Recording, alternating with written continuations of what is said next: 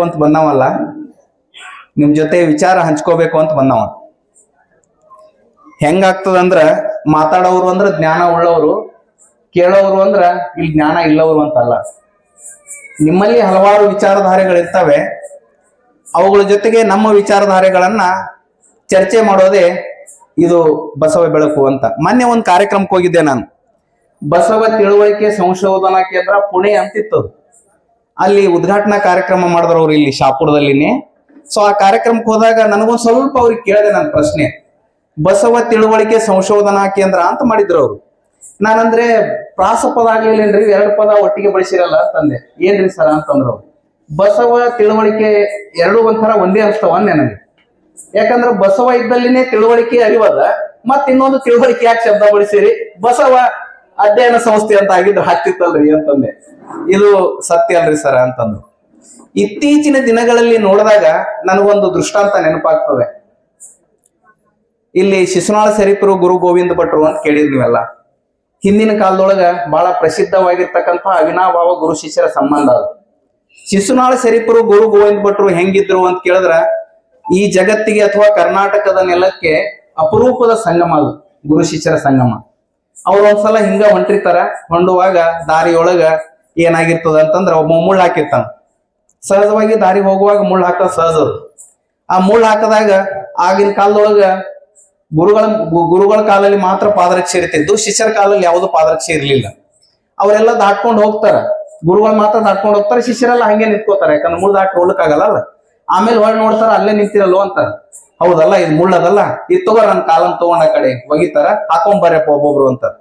ಒಬ್ರು ಅಲ್ಲ, ಗುರುಗಳ ಚಪ್ಪಲಿ ಅದ ಹಾಕೋ ಬರ್ಬಾರ್ದು, ಗುರುಗಳ ಚಪ್ಪಲಿ ಅದ ಎಲ್ಲಪ್ಪ ಹಾಕೊಂಡ್ ನಾವ್ ಹೆಂಗ್ ಹೋಗೋದು.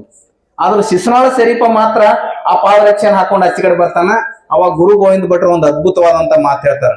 ಅಲ್ಲೋ ಶರೀಫ, ಇವೆಲ್ಲ ನನ್ ಚಪ್ಪಲಿಗೆ ಬೆಲೆ ಕೊಟ್ಟು, ನನ್ನ ಮಾತಿಗೆ ಬೆಲೆ ಕೊಟ್ಟಂತ ಶಿಶುನಾಳ ಶರೀಫ ನಿಜವಾದ ಶಿಷ್ಯ ನೀನೇ ನೋಡಲೆ ಅಂತ ತಿಳ್ಕೊಂಡು ಹೇಳ್ತಾರ. ಈಗ ನಾವು ಮಾಡ್ಲಿಕ್ಕತ್ತದ್ದು ಏನದ? ಈಗ ಮೊನ್ನೆ ಬಸವೇಶ್ವರ ಜಯಂತಿ, ಡಾಕ್ಟರ್ ಬಾಬಾ ಸಾಹೇಬ್ ಅಂಬೇಡ್ಕರ್ ಜಯಂತಿ, ಕನಕ ಜಯಂತಿಗಳು ಹೆಂಗ್ ಮಾಡ್ತಾರ ನೋಡ್ರಿ ಸರ್. ಹೆಂಗ್ ಮಾಡ್ತಾರಂದ್ರ ಡಿಜೆ ಹಚ್ಚಿರ್ತಾರ. ಹೌದ್ರಾ? ಡಿಜೆ ಹಚ್ಚಿ ಡ್ಯಾನ್ಸ್ ಮಾಡ್ಕೋತ ಮತ್ತೆ ಏನೆಲ್ಲಾ ಮಾಡ್ತಾರ ಅದು ನೋಡ್ಬಾರ್ದು.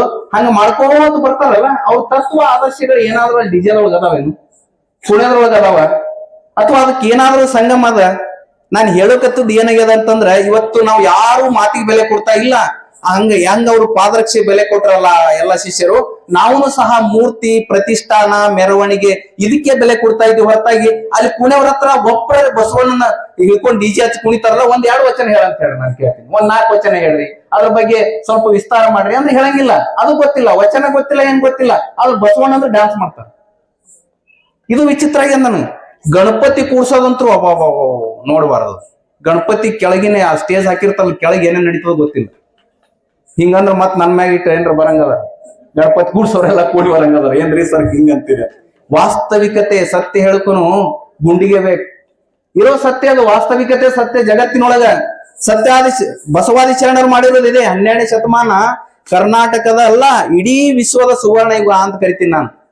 ಬರೇ ಧರ್ಮವನ್ನ ಸಂಸ್ಥಾಪನೆ ಮಾಡ್ಲಿಲ್ಲ ಅಣ್ಣ ಬಸವಣ್ಣ, ಇಡೀ ಎಲ್ಲಾ ಧರ್ಮಗಳನ್ನ ಅಧ್ಯಯನ ಮಾಡಿ ನೋಡ್ರಿ. ಅಲ್ಲೆಲ್ಲವೂ ಏನದ ಅಂತಂದ್ರ ಮೇಲು ಕೀಳು, ಹಂತ ಹಂತವಾಗಿ ಮಹಿಳೆಯರನ್ನ ಒಂದ್ ಕಡೆ ದೂಷಿಸೋದು, ಮಹಿಳೆಯರನ್ನ ದೌರ್ಜನ್ಯ ಮಾಡುವಂತದ್ದು ಎಲ್ಲಾ ಧರ್ಮಗಳಲ್ಲಿ ಕಾಣ್ತೀವಿ ನಾವು. ಆದ್ರೆ ಏಕೈಕ ಧರ್ಮ ಒಂದು, ಅಣ್ಣ ಬಸವಣ್ಣ ಏನ್ಕೊಡ, ಅದಕ್ಕೆ ದಯವಿಲ್ಲದ ಧರ್ಮ ದಾವುದಯ್ಯ, ದಯವಿರಬೇಕು ಸಕಲ ಪ್ರಾಣಿಗಳಲ್ಲಿ, ದಯವೇ ಧರ್ಮದ ಮೂಲವಯ್ಯ. ಇಲ್ಲೊಬ್ಬ ಬಿದ್ದನ್ರಿ, ಅವ ಆಕಳ ಹಿಡಿದುಕೊಂಡನೋ ಆಕಳು ಬಿಟ್ಟನೋ ಗೊತ್ತಿಲ್ಲ, ಅವ ಬಿದ್ದಾನ, ಅವನಿಗೆ ಹೊಳ್ಳಿಗತ್ತೀರಿ ನೀವು ಅಂತಂದ್ರೆ ಇದು ಯಾವ ಧರ್ಮ? ಏನ್ ಹೇಳ್ತದ ಧರ್ಮ? ಧರ್ಮ ಪರಿಭಾಷೆ ಏನು? ಒಬ್ಬ ಇದ್ರೆ ಎಲ್ಲ ತಾನೇ ಸ್ವಯಂ ಅದೇನಂತಾರಲ್ರಿ, ಹ್ಯೂಮನ್ ಬಾಂಬ್ಸ್ ಅಂತ, ದೇವಮಾನವರು ಹ್ಯೂಮನ್ ಬಾಂಬ್ಸ್ ಅಂತ, ಅವರೇ ಬ್ಲಾಸ್ಟ್ ಆಗಿ 10 ಮಂದಿ ಸತ್ತ ಹೊಡ್ಬಿಡ್ತಾರ. ಇವ್ರು ಯಾವ ಧರ್ಮ ರಕ್ಷಕರು? ಇವ್ರಿಗೆಲ್ಲ ಜನ್ನತ್ತೊಳಗೆ ಏನೋ ಮೇನಕೆ, ರಂಬೆ, ಊರ್ವಶಿ ಸಿಗ್ತಾರಂತ. ಇವ್ರಿಗೆ ಹಿಂಗ್ ತುಂಬ್ತಾರ ಸರ್ ತಲಿ. ಒಂದೊಂದು ಧರ್ಮಗಳಲ್ಲಿ ಹೆಂಗ್ ತುಂಬ್ತಾರಂದ್ರ, ಅವ್ರಿಗೆಲ್ಲ 12 ವರ್ಷದಿಂದ ಇದು ನೀ ಇಷ್ಟು ಮಂದಿ ಬ್ಲಾಸ್ಟ್ ಮಾಡಿದೆ ಅಂತಂದ್ರ ಅದು ನಾನು ಕುರಾನ್ ಓದಿನಿ, ಬೇರೆ ಬೇರೆ ಧರ್ಮಗಳನ್ನ ಓದಿನಿ. ಅದ್ರೊಳಗೆ ಹಂಗಿಲ್ಲ. ಏಕ್ ಅಲ್ಲಾಕೋ ಯಾದ್ ಕರೋ ಭಗವಾನ್ ಏಕಿ ಹೇ ಅಂತ ಅಷ್ಟೇ ಹೇಳ್ತಾರ ಹೊರತಾಗಿ ಬೇರೆ ಏನು ಇಲ್ಲ ಅದ್ರೊಳಗ. ಆದ್ರೆ ಇವ್ರು ಮಾಡೋದೇನದು, ಅದನ್ನ ಜಿಹಾದ್ ಹೆಸರಿನಲ್ಲಿ ಅದನ್ನ ಬೇರೆ ರೀತಿಯಿಂದ ಕನ್ವರ್ಟ್ ಮಾಡ್ಕೊಂಡು ಅದರಲ್ಲಿ ಅವನನ್ನ 12 ವರ್ಷದಲ್ಲಿ ತುಂಬಿ ಈ ತರ ಬಿಡುವಂತದ್ದು ಇದು ಧರ್ಮ ಅಲ್ಲ.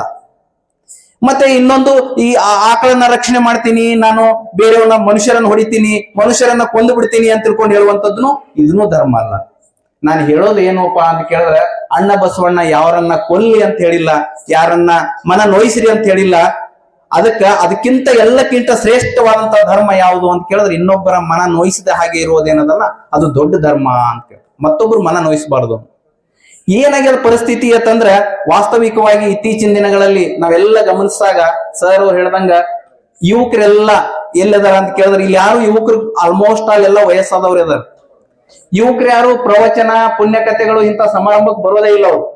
ಅವ್ರೆಲ್ಲದಾರ ಅಂದ್ರೆ ಗುಟ್ಕ ಮಟ್ಕ ಹಿಂದಕ್ಕೊಂದು ಮಾತು ಹೇಳ್ತಿದ್ರು, ಗುರು ಬ್ರಹ್ಮ ಗುರು ವಿಷ್ಣು ಗುರು ದೇವೋ ಮಹೇಶ್ವರ ಗುರು ಸಾಕ್ಷಾತ್ ಪರಬ್ರಹ್ಮ ತಸ್ಮೇ ಶ್ರೀ ಗುರುವೇ ನಮಃ ಅಂತ ಹೇಳ್ತಿದ್ರು.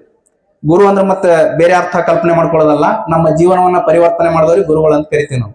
ಇವತ್ತೇನ್ ಹೇಳ್ಕತ್ತಾರ ಗೊತ್ತೇನ್ರಿ? ಗುರು ಗುಟ್ಕ, ತಂಬಾಕ್ ವಿಷ್ಣು, ಸಾರಾಯಿ ಸಾಕ್ಷಾತ್ ಪರಬ್ರಹ್ಮ, ಮುಂದೆ ಎಡ್ಸೆ ನಮ ಅಂತ ಹೇಳ್ತಾರೆ. ಪರಿಸ್ಥಿತಿ ಏನಾಗ್ಯದ ಅಂದ್ರ, ಎಲ್ಲಿ ನೋಡ್ತೀರಿ ಗುರು ಗುಟ್ಕ ಅಂದ್ರ ಪರಿಸ್ಥಿತಿ ಏನಾಗ್ಯದ ಅಂದ್ರೆ, ಗುಟ್ಕ ಬಾಯಿಯೊಳಗು ಎಲ್ಲಿ ಬೇಕಲ್ಲಿ ಉಗುಳೋದು. ಆರೋಗ್ಯ ಅಂತೂ ಹೋಗ್ಬಿಟ್ಟವ. ಪರಿಸ್ಥಿತಿ ಏನಾಗ್ಯದ 35 ಮೊನ್ನೆ ನೀವು ಶ್ರವಣದ ಬಗ್ಗೆ ಹೇಳಿದ್ರಿ, ಅವ ತಾಳಿ ಕಟ್ಟೇನ್ ಸರ್, ತಾಳಿ ಕಟ್ಟಿ 5 ನಿಮಿಷನಾಗ ಅಲ್ಲೇ ಹಾರ್ಟ್ ಅಟ್ಯಾಕ್ ಆಗ. ಇತ್ತೀಚಿನ ದಿನಗಳಲ್ಲಿ ತುಂಬಾ ವ್ಯಾಟ್ಸಪ್ಗಳಲ್ಲಿ ನೋಡ್ತಾ ಇದ್ದೀರಿ, ಹೃದಯಾಘಾತಗಳು ಬಹಳ ತುಂಬಾ ಆಗ್ಲಗತ್ತವ, ವಿಪರೀತ ಕಾಯಿಲೆಗಳು ಹೆಚ್ಚಾಗ್ಲಗತ್ತವ, ಕರೋನಾಕ್ಕಿಂತ ಮಹಾಮಾರಿಗಳು ಬರ್ತಾವ. ಇವೆಲ್ಲದಕ್ಕೂ ಕಾರಣ ಸಂಸ್ಕಾರವಿಲ್ಲದ ಶಿಕ್ಷಣ, ಸತ್ಯ ಹೆಣ ಇದ್ದಂಗ. ನಾನು ಒಬ್ಬ ಶಿಕ್ಷಕ ಆಗಿ ಮಾತಾಡಗತ್ತೀನಿ. ಮಕ್ಕಳಿಗೆ ಏನ್ ಕಲ್ಸಲ್ಗತ್ತೀವಿ ಅಂತಂದ್ರ, ಬರೀ ನಾವು ABCD ಕಲ್ಸಲ್ಗತ್ತೀವಿ, ಕೂಡ್ಸೋದು ಕಳೆದ ಕಲ್ಸಲ್ಗತ್ತೀವಿ, ಗುಣಾಕಾರ ಭಾಕಾರ ಕಲ್ಸಲ್ಗತ್ತೀವಿ, ಮತ್ತ ಓದೋದು ಬರೆಯೋದು ಹೆಂಗ್ ಲ್ಯಾಂಗ್ವೇಜ್ ಅಂತ ಕಲ್ಸಲ್ಗತ್ತೀವಿ ಸರ್. ಪರಿಸ್ಥಿತಿ ಮುಂದೆ ಇವ್ರು ಏನಾಗ್ಯಾರ ಅಂತ ಕೇಳಿದ್ರೆ, ಇವ್ರೆಲ್ಲಾ ಕಲ್ತವ್ರು ಏನಾಗ್ಯಾರ ಅಂದ್ರೆ, ಅಬ್ರಾಹಿಂ ಲಿಂಕನ್ ಅವ್ರು ಒಂದ್ ಮಾತು ಹೇಳ್ತಾರ. ಇದು ನಮ್ ದೇಶಕ್ಕೆ ಬಹಳ ಅನ್ವಯ ಆಗ್ತದ. ಅಬ್ರಾಹಿಂ ಲಿಂಕನ್ ಅವ್ರು ಒಂದ್ ಬಹಳ ಸ್ಪಷ್ಟವಾಗಿ ಒಂದ್ ಮಾತು ಹೇಳ್ತಾರ. 300 ಜನ ಪದವೀಧರರ ವಿತರಣಾ ಸಮಾರಂಭ ಅಂದ್ರೆ ಪದವಿ ವಿತರಣಾ ಸಮಾರಂಭಕ್ಕೆ ಹೋಗಿರ್ತಾರ. ಹೋದಾಗ ಆ 300 ಜನರ ಪದವಿ ವಿತರಣಾ ಸಮಾರಂಭದ ಕುರಿತು ಒಂದ್ ಮಾತು ಹೇಳ್ತಾರ. ನೋಡಪ್ಪ, ನನಗೆ ಮಾತಾಡಕ್ ಬಹಳ ಟೈಮ್ ಇಲ್ಲ, ಆದ್ರೆ ಎರಡೇ ಮಾತಾಡ್ತೀನಿ.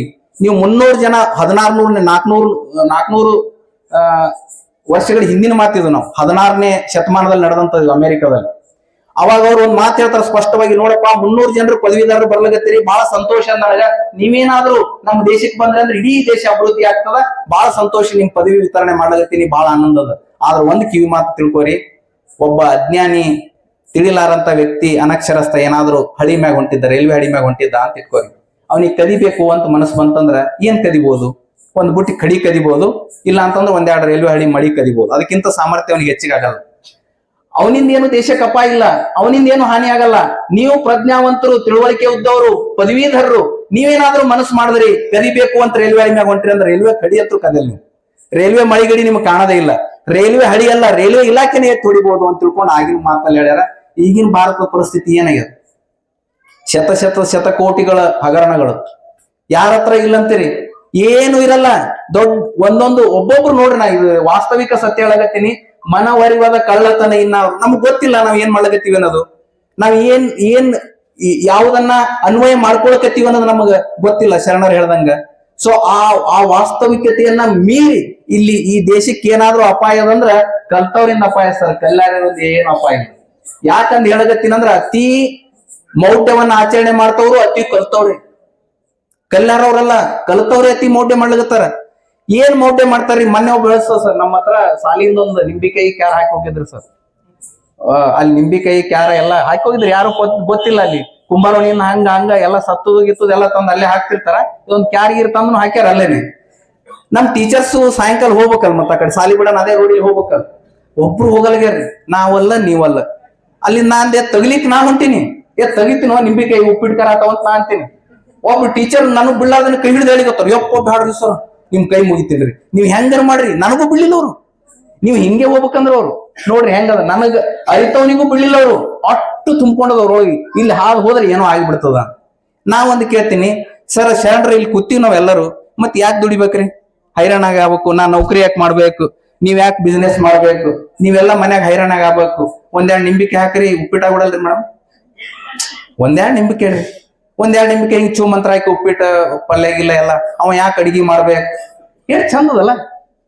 ಮತ್ತೆ ಹಿಂಗ್ ಹೊಲಾಗಿಲ್ಲ ಯಾಕೆ ಹೊಡೆದಾಡಿ ಇವ್ರು ತಗೋಬೇಕು, ದುಡಿಬೇಕು? ಯಾಕ ಒಂದು ಮಾಡಿಸ್ಬಿಡೋದು, ಏನೋ ಮಾಡಿಸ್ತಾರಂತಲ್ರಿ ಸರ್, ಮಾಡಿಸ್ಬಿಟ್ರೆ ಹೊಲ ನಂದಾಗ್ಬಿಡ್ತು.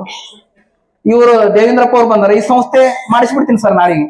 ನಿಮ್ ಸಂಸ್ಥೆ ಎಲ್ಲ ನನ್ನ ಹೆಸರಲ್ಲಿ ಆಗ್ಬಿಡ್ತದ. ಹಂಗೇನ್ರ ಆತ್ಮನ ಜಗತ್ನಾಗ ಏನೇನು ಆಗಲ್ಲ. ಇದು ಗೊತ್ತದ ನಮ್ಗ, ಇದು ಗೊತ್ತದ, ಏನು ಆಗಲ್ಲ ಅಂತ ಗೊತ್ತದ. ಆದ್ರೂ ನಾವು ನಂಬ್ತೀವೋ ಇಲ್ಲೋ? ನೀವೇ ನಿಂಬಿಕೆ ಇಲ್ಲಿ ಹಾಕಿದ್ರೆ ಇಲ್ಲಿ ಆಟ ಹಾಕ್ತಿರ್ಬೇಕಾದ್ರೆ ಎಷ್ಟ್ ಮಂದಿ ಆಟ ಹೋಗ್ತೀರಿ ನೋಡ. ಧೈರ್ಯ ಬೇಕಲ್ಲ, ಒಳಗ್ ಧೈರ್ಯ ಇಲ್ಲ, ಒಳಗ್ ಅಂತಿರ್ತದ ಯಾಕೆ ರಿಸ್ಕ್, ಒಳಗ್ ಹೇಳ್ತಿರ್ತದ ಮನಸ್ಸು ಯಾಕೆ ನಮ್ಗೆ ಯಾಕೆ ಬೇಕು, ಸುಮ್ ಹಿಂಗ್ ಐದು ಹೋಗೋಣ. ಆ ಕಡೆ ಆದಿತ್ತೋ ಬಿಟ್ಟಿತ್ತು, ಸುಮ್ ಹೇಳ್ತಾನ, ಮಾಸ್ತರ್ ಒಬ್ಬ ಹೇಳ್ತಾನ, ಸರ್ ಒಬ್ರು ಹೇಳ್ತಿರ್ತಾರ, ಅವ್ರವ್ರಿಗೆ ತಿಳಿದಂಗ ಅವ್ರು ಹೇಳ್ತಿರ್ತಾರೆ, ಯಾರದ ರಿಸ್ಕ್ ಯಾಕೆ ತಗೋಣ ಅಂತಾರೆ ಎಲ್ಲರೂ. ಅಂತೀರ ಇಲ್ಲಿ ವಾಸ್ತವಿಕ ಸತ್ಯ, ಮನದಾಳದ ಮಾತೇವು. ಯಾಕಂದ್ರೆ ಯಾರು ರಿಸ್ಕ್ ತೊಗೊಳಕ್ ತಯಾರಿಲ್ಲ. ಸತ್ಯವನ್ನ ತಿಳ್ಕೊಳಕ್, ಅನ್ವಯ ಮಾಡಕ್ ತಿಳ್ಕೊಂತಾರ, ಕೇಳ್ತಾರ. ಇಲ್ಲಿನೂ ಚಪ್ಪಾಳೆ ತಡ್ತೀರಿ ನೀವು. ಮತ್ತ ಅಲ್ಲೊಂದು ಮತ್ತೊಂದು ಚಲೋ ಹೊತ್ನಾಗ ಒಬ್ಬರು ಹಿಂಗ್ ಗುರುಗಳು ಬಂದು ನಿಮ್ಗೆಲ್ಲರಿಗೂ ಹಿಂಗ್ ಮಾಡ್ಬಿಟ್ರ, ಒಂದು ಮಂತ್ರ ಹೇಳ್ಬಿಡ್ರಿ, ಎಲ್ಲ ನಿಮ್ಗೆ ಬಹಳ ಉದ್ಧಾರ ಆಗ್ಬಿಡ್ತದ ಅಂತ ತಿಳ್ಕೊಂಡು ಅಲ್ಲೂ ಚಪ್ಪಾಳೆ ತಡ್ತೀರಿ ನೀವು. ಯಾಕಂದ್ರೆ ಎರಡೂ ಕಡೆ ಚಪ್ಪಾಳೆ ತಟ್ಟದ ನಮ್ ಗುಣ ಆಗ್ಯದ. ಅದನ್ನು ಹಿಂದೆ, ಇದನ್ನು ಹಿಂದೆ. ಯಾವ್ದು ಹಿಂದು, ಯಾವ ಸತ್ಯ? ವಾಸ್ತವಿಕತೆಯನ್ನ ತಿಳಿದು ಆಚರಣೆ ಬರದೇ ಇದ್ರ ಅದು ಅರ್ಥಹೀನ ಬದುಕು ಅಂತ ಕರೀತಾರೆ.